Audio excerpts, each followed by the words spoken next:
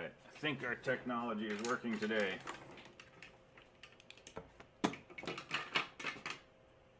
So, questions?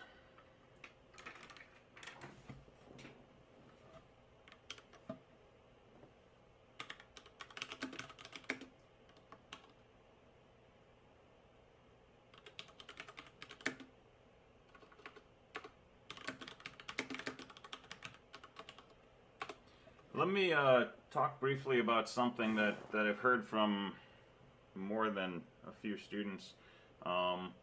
This business of parsing your input for a PA3, but more generally trying to look at input that's coming in and interpret it in different possible ways. Part of the reason that I emphasize using fgets and sscanf together instead of just using scanf is because it separates two things that scanf puts together. There's input and there's parsing. Okay. Input is asking the user, tell me what you want to tell me. And the person types something in and hits enter. And then parsing is where your program says, what did the person just tell me? And scanf does both of these together. Sscanf with fgets breaks this into two pieces. So fgets, all it does is wait for the user to type enter. And once they hit enter, it takes what the person typed in, throws it into memory in a character array, and hands that to you. And then parsing, that's where we use sscanf. And once you have the input in a string, you can scan that, 100 different ways if you like. So there's no need to find one sort of uber scan statement that tells you everything you need to know in one call. You can scan as many times as you like. So a bit of high-level pseudocode for your main program in PA3 might be something like, get the input,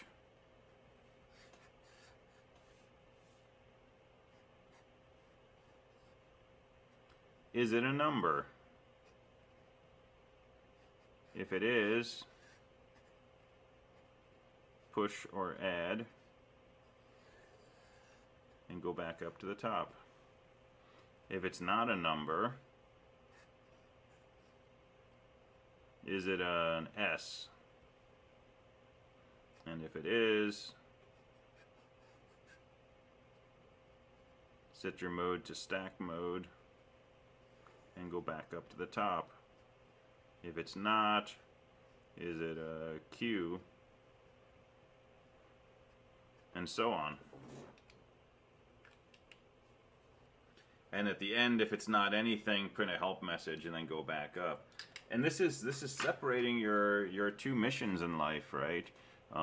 If the person just types a number, then you want to push it on your stack or add it to your queue.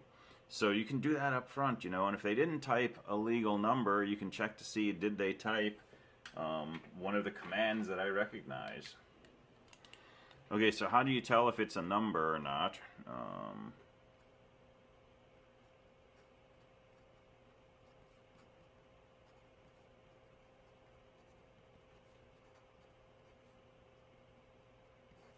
Call sscanf on your input, look for a %d, see if it returns a 1. It's this that tells you whether you got an integer or not. If they typed, hello world, you can call sscanf, ask for an integer, it'll say, I don't see an integer, it'll return a 0. If they type -17, this will say, oh, that's an integer, it'll return 1. So this tells you exactly how to, respond to the input. Is it a number that they're trying to add to their structure, or is it not? If it's not, right, so how do we know if they typed an S?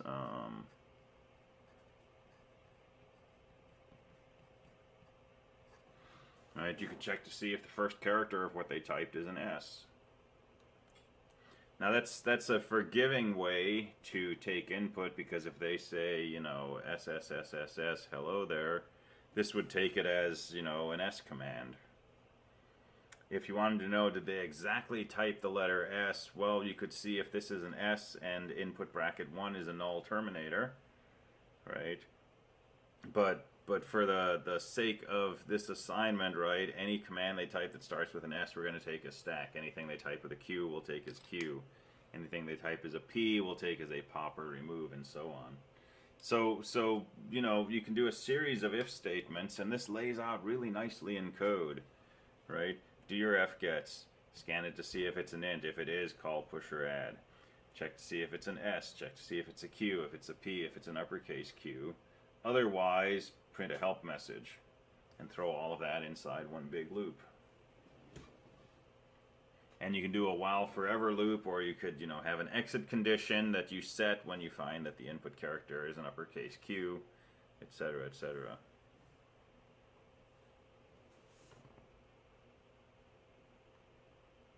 Alright, let's see. In PA3, I'll go back to the earlier question. Let me see if this covers it. In PA3, when we are already in stack mode and we type S, do we need to say switching to stack mode again, or just print the stack? It seems kind of weird to say switching to stack mode if we are already in stack mode. In the example, I think he says switching to stack mode even when we are. Yeah, I saw that, but then the assignment says it should just print top of stack, so I don't know. You can do it either way. The most straightforward way is anytime you type in S, say switching to stack mode, and then show the stack. If you want to add extra logic to note that you're already in stack mode, you can do that, but then you have to let the person know when they start the program that they're in stack mode, right? Otherwise, they don't know what mode they're in, right? And they type an S, and if it doesn't do anything, so, you know, I think the most straightforward way is if they type an S, say switching to stack mode, show the stack. If they type a Q, say switching to Q mode and show the Q. If you sleep better by putting in extra logic to suppress that in the case that you're already in that mode, I will not take off points for that. But if you don't do that just quite right, and you know it ends up not showing me the mode when I do switch modes or something, then there's points. Let's see. So earlier question after this, can we go over how to print from the top of the stack to the bottom? Sure. So when you build your structure, here's your Sentinel node.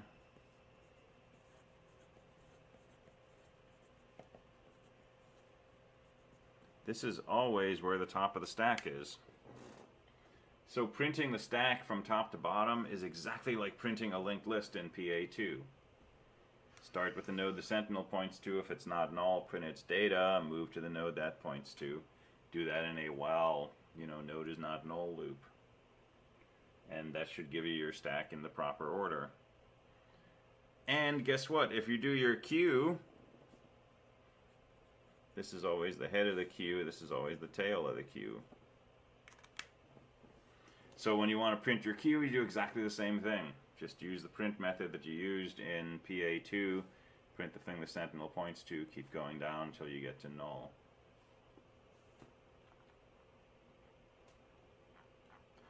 What other options are there for parsing? Some people say not to use sscanf because it's annoying.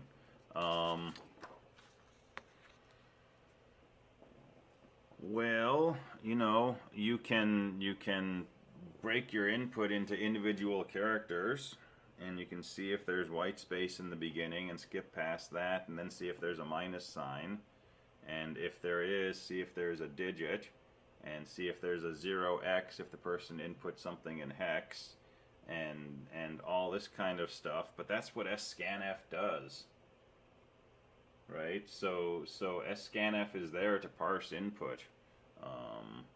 I'm sure some people find me annoying, probably more than find sscanf annoying, but sscanf is your friend. Okay, it's there to do all of the heavy lifting of interpreting strings of characters as, you know, for example, an integer.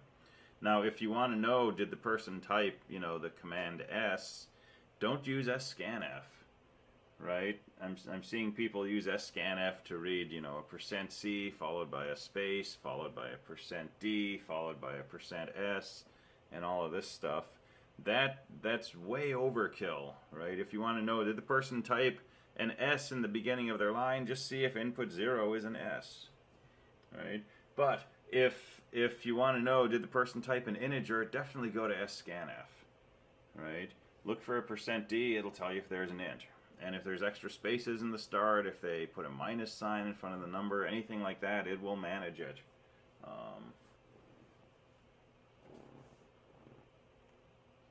Alright, I thought the top was the last thing we added to the stack. It is. When you add to the stack, you add right here. So for stack, this is not for queue, but for stack,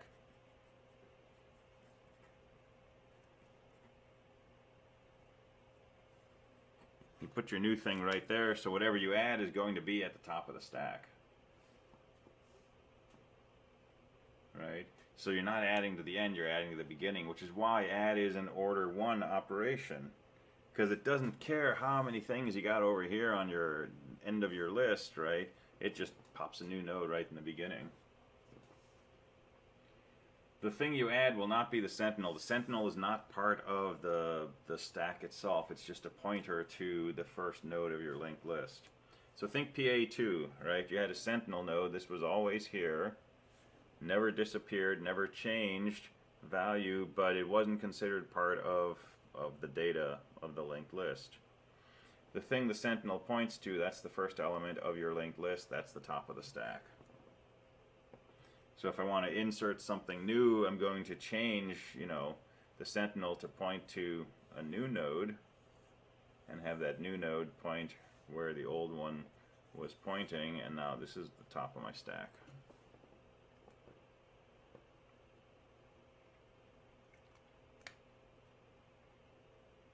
Does that make sense? Okay, cool. All right, good clarifications here. Other questions?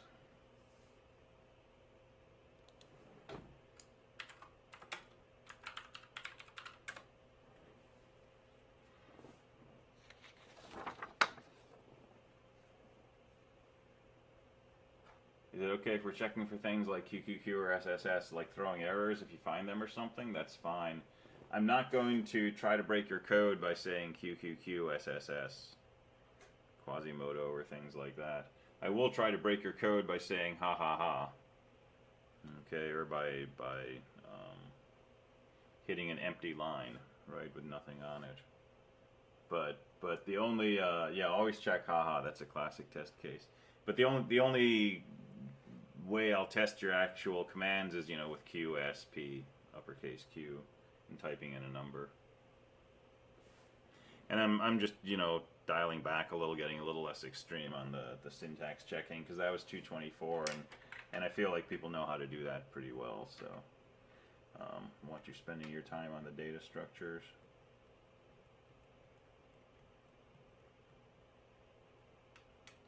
There's some discussion in Discord yesterday. One of my former students just finished one of their programming assignments, and the teacher told them that if they got any Valgrind errors, they would get a 0 on the assignment, which is part of why I'm pushing Valgrind so hard and saying, don't just avoid memory leaks, get rid of those warnings that pop up when you're running. So this teacher was going to give a 0 for any Valgrind issues, and when the assignments were returned, the teacher said that if they hadn't changed that requirement, something like 15 out of 80 some students would have gotten better than a 0. So apparently, like 3/4 of 4/5 of the class was getting Valgrind issues. So keep working on the Valgrind stuff, right? It's going to help you a lot. Not just for getting grades on assignments, but your code will be cleaner. It will run longer and with fewer errors. Your shirts will be whiter and all that kind of stuff. So that's good to keep working on. All right, any other questions?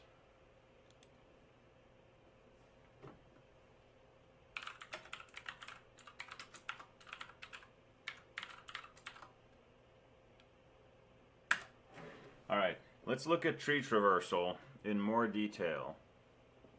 And I've alluded to the idea that going through a tree is somehow related to running a maze.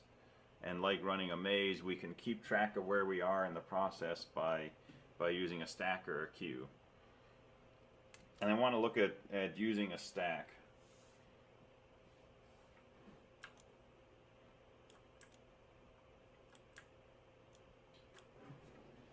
So let me give you an algorithm here. Again, you're not going to have to use this in code, but I want you to see it because this really kind of explains what's going on underneath it all. So here's an algorithm.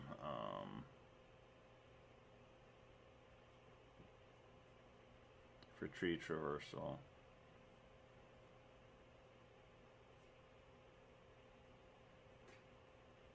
Man, I'm waiting for a set of printed circuit boards that I designed and sent in a couple of weeks ago to China, and they got hung up leaving the city they were made in, and they got to Hong Kong and they got hung up there by customs, and then they made it all the way to Los Angeles yesterday, and now they're held up in Los Angeles for customs inspection. And I guarantee these boards are going to show up to Portland right when the snow hits, and they're going to be stuck in a snowstorm somewhere, and it's going to bum me out. But I think we're going to get some snow, which is really cool. All right, so we're going to use a stack. So first step, push the root onto the stack. So we're going to start with a stack with one thing on it, which is the root of the tree. And then we're going to go into a loop. So first thing we do is move left as far as possible. Go left, go left, go left, go left, till you can't go any further left.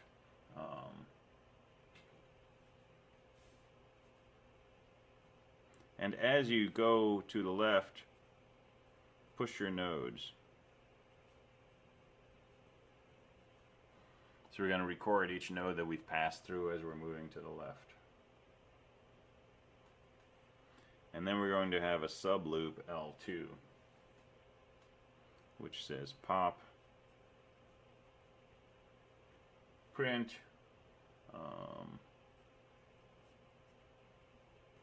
if there's a right child, which is not null, push, and go back to loop. Otherwise, go back to L2.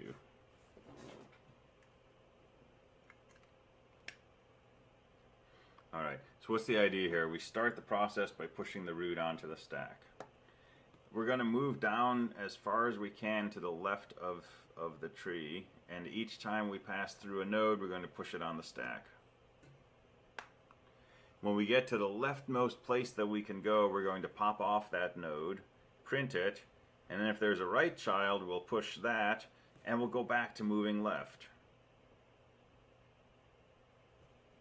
If there's no right child, then we're going to pop off that node that we just printed, pop off the node before that, and print it, and continue like this. So here's the spirit of what's going to happen.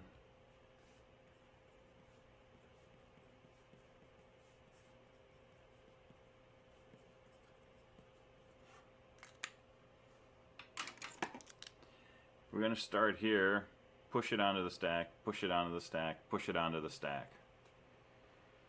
And then there's nothing left to push, so we're going to pop off the 5 and print it. We're going to pop up one level, and if there's a right child, we're going to come down here and we're going to start moving left again. So for example, if there was an 11 here, we're going to come all the way down as far left as we can. That's going to be the first number that we print out. And then we'll pop up one level, that'll be the next number. And then we'll go to the right, but we're going to repeat the whole process, right? We're going to, when we move to the right, we're going to come back up here and start moving left again. And come down as far as we can. And print that. And then pop up and print that.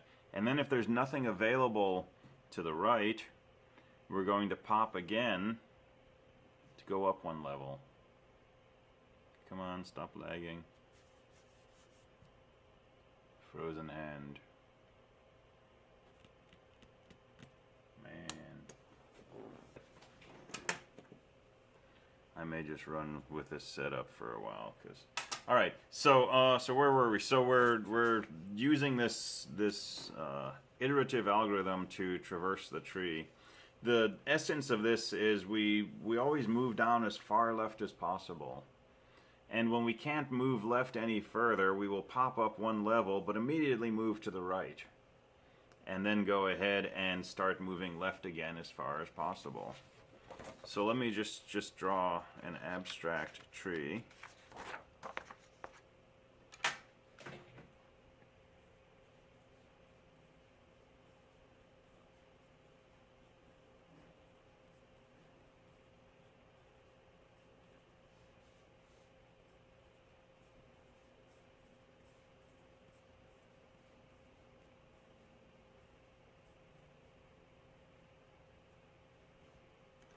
Alright, there's a weird looking tree. So here's how we want to traverse this. We want to basically go as far left as possible, and then print a root node, and then go as far, then go to the right. Alright, so there's two ways to think of this. The confusing way to think about it is to try to actually do this. So start here, go as far to the left as possible. This is going to be the first node that we visit. And then we're going to pop up one level and visit the root, and then we're going to go to the right and repeat this process. When we go to the right and repeat, what are we doing? We are traversing this subtree. So we're going to start here and go as far to the left as possible, and then pop up and visit the root node, and then go to the right and repeat this process. So now we're traversing this subtree. So we're going to go as far to the left as possible while there's nothing to the left.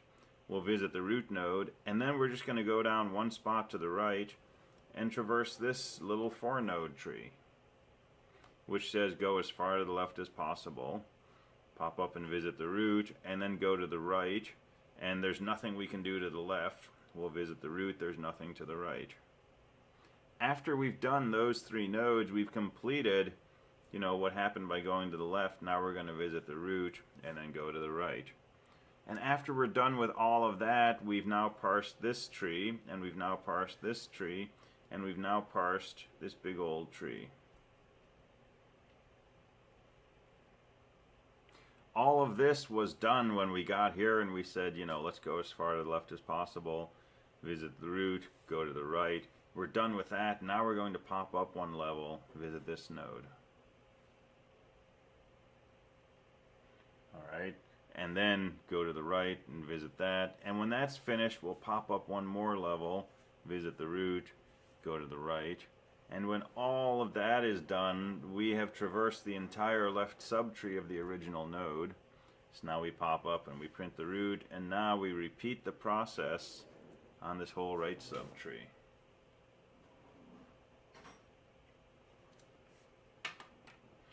And this is traversing the tree in an order called left node right, or LNR, which is also called in order.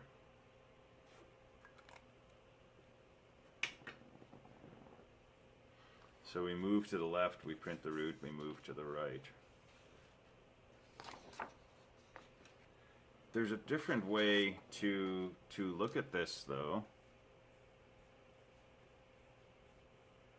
And this is how we're going to work with it probably Thursday. Oh yeah, I hope everybody got the announcements that I posted on Canvas. So you have until Saturday morning for PA3, and if you turn it in on time, you get 20 bonus points. So check the announcement.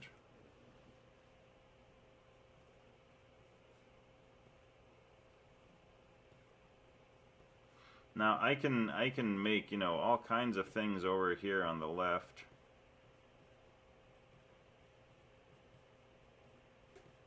until I run out of paper, right? So this is a really complex tree. Does this count toward extra credit? It's 20 points that go on to the programming assignment, so potentially you get 120 on the assignment, and it just bumps up your overall programming assignment grade. And if your assignment grade, comes out over 100, it's just, extra above 100% that goes into whatever percentage of your grade the programming assignments were.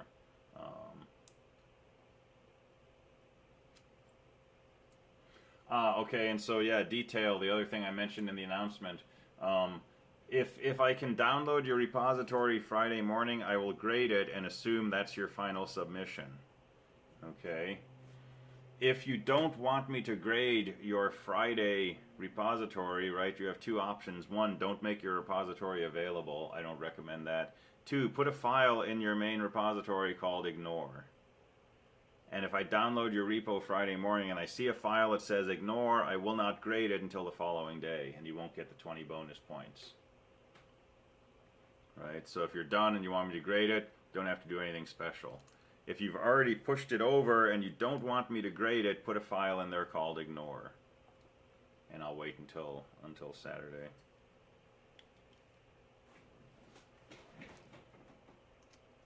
All right. So here's the other thing going on with tree traversal. We want to traverse this tree. We want to print out, all the nodes that are in this tree. We do it as 3 tasks. The first task is to print everything that we find in this left subtree. That's what we do first. The second task is to print what's in the root. And the third task is to print everything we find in this right subtree.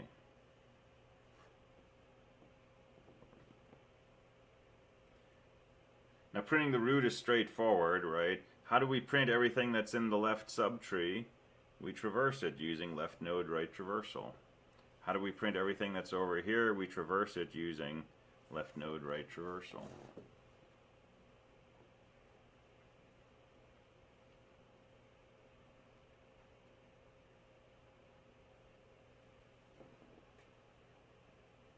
How do we parse this left subtree using left node right traversal? Well, we do 3 things. First thing is we print everything that's in this left subtree using left node right. So that's step 1.1. And then we print the root node, that's step 1.2. And then we print everything that's in this non-existent right subtree, which is not going to require us to print anything. So if we can, keep our fingers in the right places, right, we just keep doing the same thing but at a lower and a lower level. And, eventually some number of steps down we're going to say, hey, my goal in life is to print the contents of this tree. And how do I do that? Well, I'll go to the left and print this node, I'll print the root node, and I'll go to the right and print that node.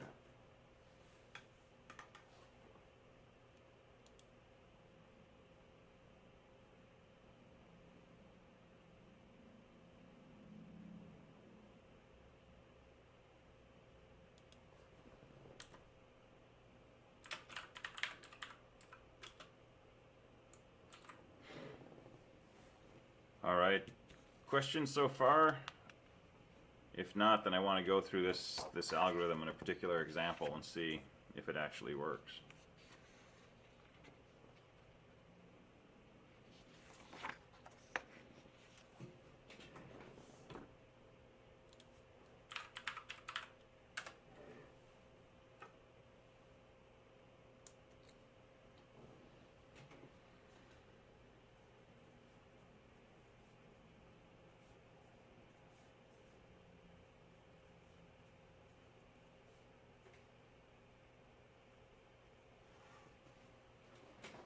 So let's traverse this tree using this algorithm. So I'll make a stack.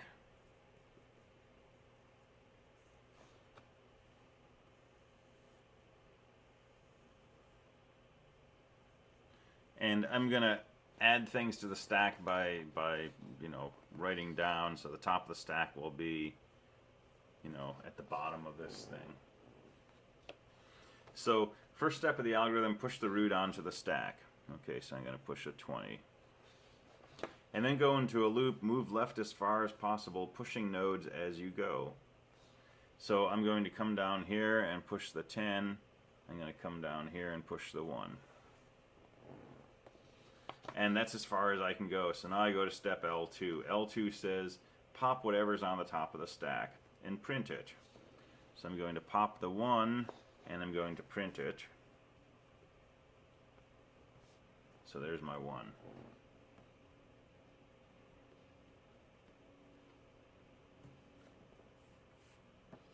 And then it says if there's a right child, go ahead and push that. Well, 1 doesn't have a right child. So I'm going to go back to step L2. And L2 says pop the top of the stack and print it. So I'm going to pop off the 10. I'm going to print that. And then it says if that node has a right child, push it and go back to loop. Well, 10 does have a right child. So I'm going to push the 7 onto the stack. And I'm going to go back to loop, which says move left as far as possible. Well, there's nowhere I can move to the left of 7. So I'm back to L2, which says pop the top of the stack. So I'll pop off the 7. And I'll... that shouldn't be a 7. Let's make it a 17. So that's a binary search tree. Okay, I'll pop off the top of the stack. I'll print it. And then it says if there's a right child, go ahead and push it. Well, 17 had no right child, so I'm going to go back to loop.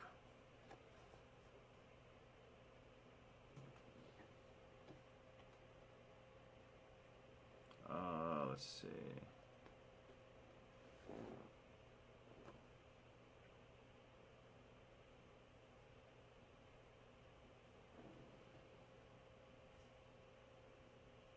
Oh, I'm going to go back to L2. Right, so if my node had a right child, I would push it. Otherwise, I'm going to go back to L2. So L2 says pop the top of the stack and print it. But notice what's happened so far, right? I've printed the entire left subtree.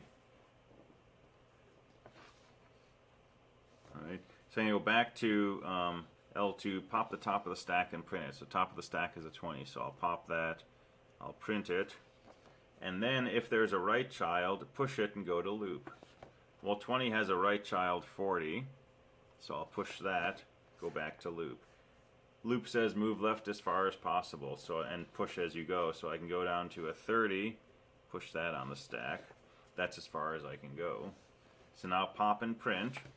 So I'll pop off the 30 and print it. And then if that node has a right child, push it and go to loop. Well, 30 does not have a right child. So I'll go back to L2, which says pop the top of the stack. So I'll pop off the 40 and I'll print it. And then if that node has a right child, push it and go back to loop. Well, 40 does have a right child, 80, so I'll push 80 onto the stack. And I'll go back to loop. Loop says move left as far as possible. Notice if there was stuff over here, I would be going through that now. I haven't printed the 80 yet. Right? So move left as far as possible. Well, I can't move left. There's nothing to the left of 80. So I'm at L2, pop the top node and print it. So I'll pop that. I'll print out 80. If it's has a right child, push it. There's no right child, so I'm going to go back to L2, which says pop, and there's nothing available to pop from the stack. So when I try to pop, if empty, then you're done. And there's the traversal of our tree.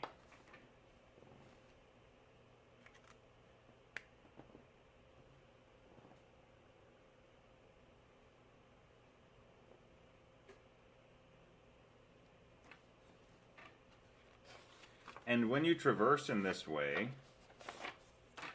and again this is called left node right, when you traverse in this particular order, your data comes out sorted, right, as long as it's a binary search tree.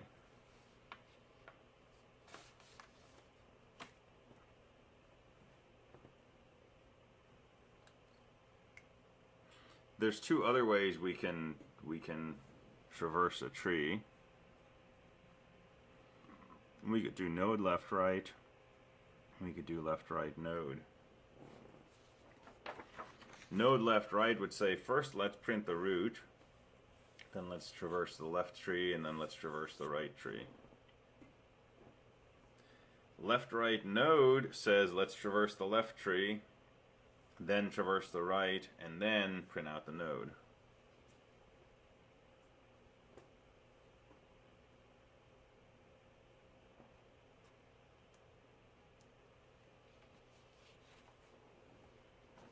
All of those are basically stack-based traversal methods.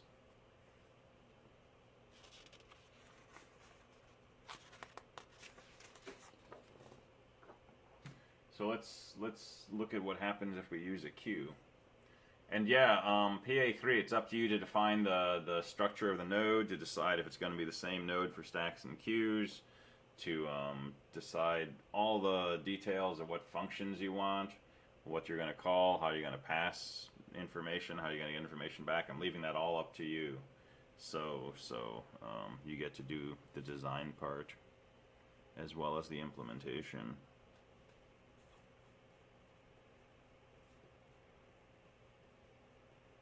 So Cubase Traversal.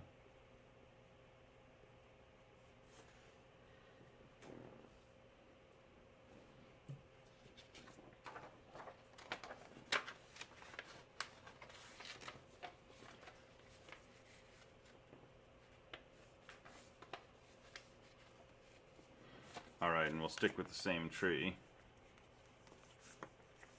So here's how Cubase Traversal works. Insert the root, and then we have a loop.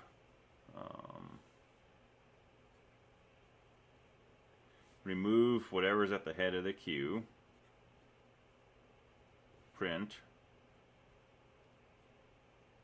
insert left child, insert the right child, and go back to the loop. Only insert those if they're not null.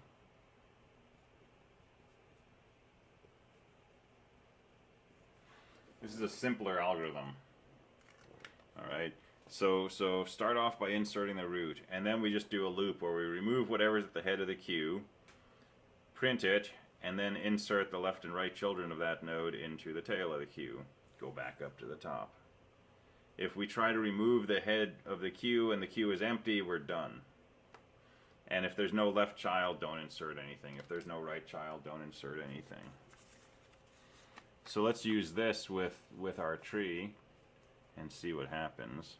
So here's our queue.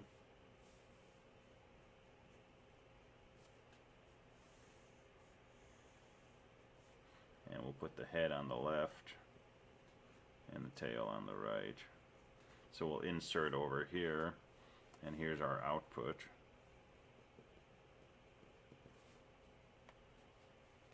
Alright, so we seed by inserting the root of the tree, that's a 20. And then we're going to go through this loop. There we go. So remove the head of the queue and print it.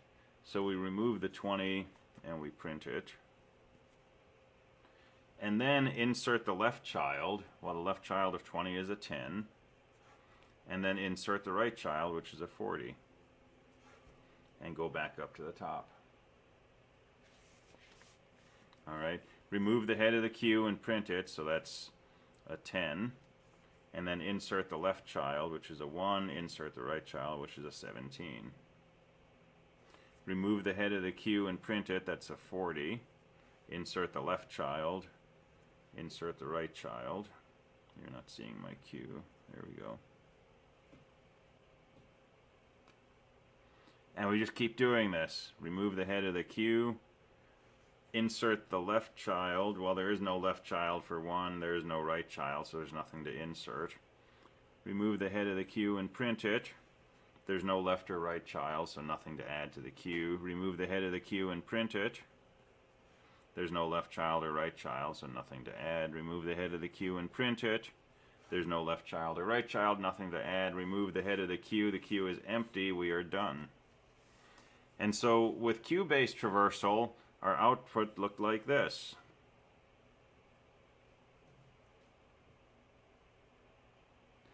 And what we did was we basically printed everything that we found on this first level. That was just a 20. And then we printed from left to right everything on the second level. That's a 10 and a 40. And then we printed everything on the third level, 117, 30, 80.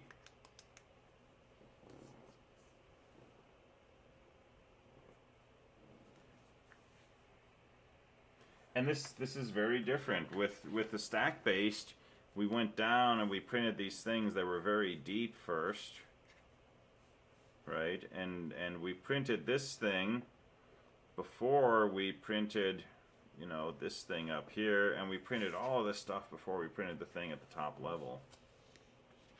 With a queue, right, we basically started at the top and worked down. So when we're queue based,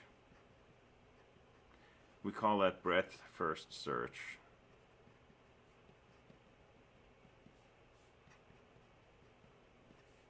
When we're stack based, that's depth first.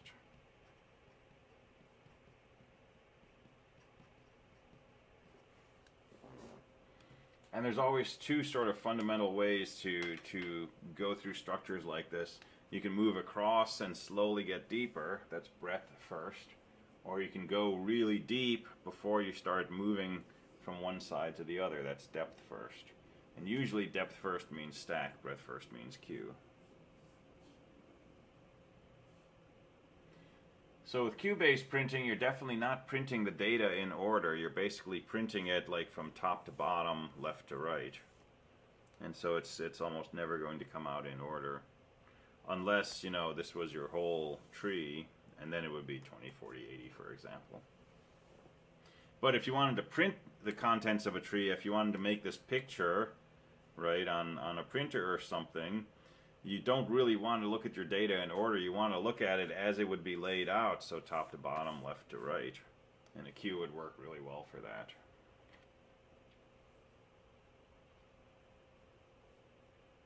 Alright, so two different approaches to traversing a tree. And within this realm of depth first search, we have three basic ways. Left node right, left right node, and node left right. This is in order, this is called post order, and this is called pre-order. The only difference is where do we print the root node relative to printing the left and right subtrees. And you're going to code all of this up and a whole bunch more for PA4, so you'll get a lot of practice and a lot of chances to nail down these concepts. So this is still sort of, you know, the broad brush stroke first pass over this stuff. Alright, so tomorrow we will start looking at order of complexity for tree operations, and we will introduce notions of height and balance.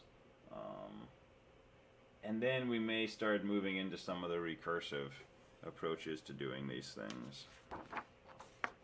So that's our game plan next. All right, have a good one. I will see you next time.